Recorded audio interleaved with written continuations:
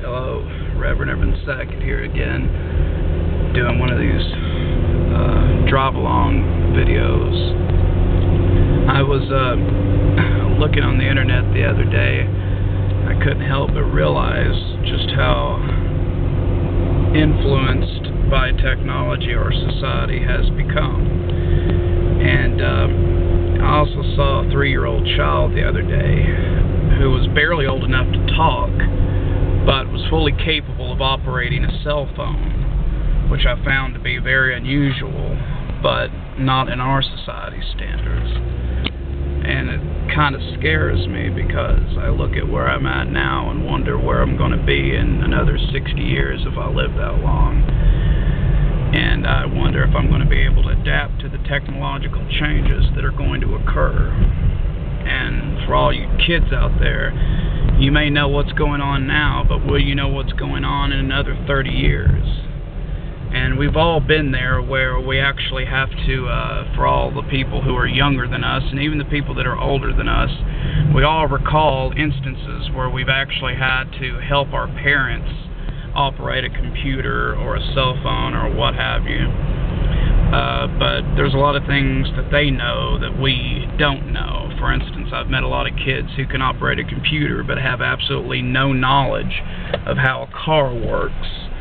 And once they get their first car, they don't even know to put oil in the fucking thing, which kind of surprises me. I figured if you're going to have a car, you know, I mean, that's part of technology too. Can't you learn how to operate a car as much as you could learn how to operate a computer? I don't know, but anyway, it is a scary thought if you think about it, how you're going to adapt.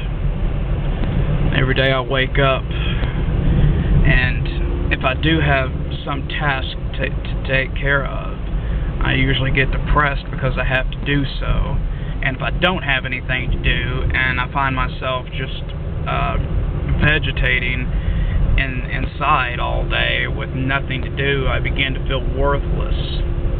And of course, that's a whole other thought that I'm bringing into the mix here. But you know, I mean, I've come across a lot of good things on YouTube, and it's amazing how people can feel more comfortable telling 1 million people how they feel than just telling one person how they feel.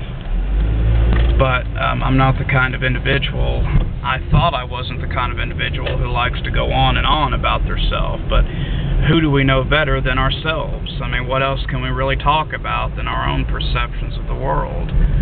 And, you know, I was watching some of my videos the other day, and I thought, my God, all I do is sit around and talk about my opinions. I mean, who gives a fuck about my opinions? I don't even care about my opinions. If I don't even care, why the hell would anybody else give a rat's ass? You know? And then I've gotten a lot of comments, mainly on the fact that I refer to myself as a reverend. I don't know if I've talked about this. I think I already talked about this in one of the videos, but this one guy wrote a comment saying, why the hell do you call yourself a reverend? You smoke and you cuss like a fucking sailor.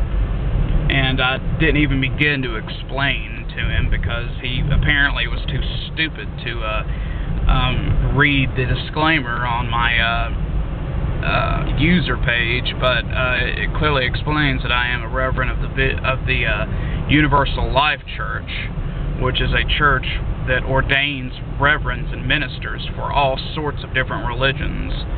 And I'm not a minister or a reverend in the Christian sense that most people would accept a reverend or a minister. When most people think of a reverend, they think of some individual who's smiling, carrying a Bible, and who has all the answers. But, I mean, all that's really an illusion. I mean, there is no one who has the answers. I mean, people can play like they have answers, but no one has answers. No one knows any more about how to solve the problems of life than anybody else. It's just something people have to figure out for themselves. The only pure and universal truth that I have learned about life is that 90% of what happens to you, you bring it down upon yourself. You may not have known that you were bringing it down upon yourself, but you did. And by the time you found out that you were, it was too late. Well, we all make mistakes, I suppose. There wasn't really a point to this video, it was just a bunch of rambling, but is there really a point to any video you watch?